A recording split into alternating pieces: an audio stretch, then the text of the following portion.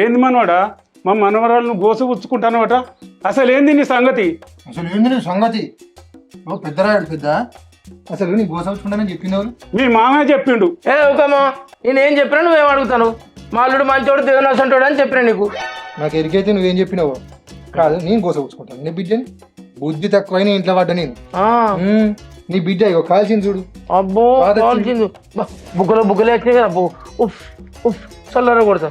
కాల్చిందంట నాకు చెప్పలేదా? ఫోన్లో అంతా పోదాం పా అంటే రాను అంటున్నాడు కదా.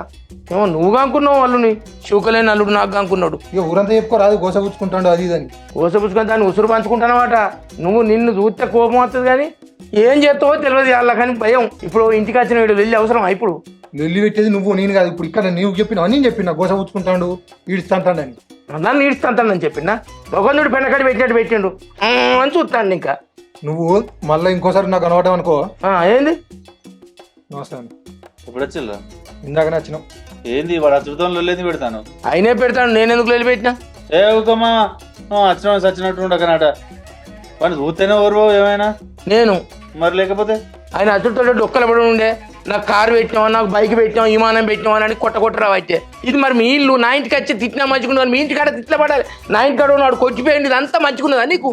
మరి నాకు మంచి బండి పెడితే ఇవన్నీ పెట్టావా దీపావళికి? నీ పాజే మీతోటి గండ ఉన్నది.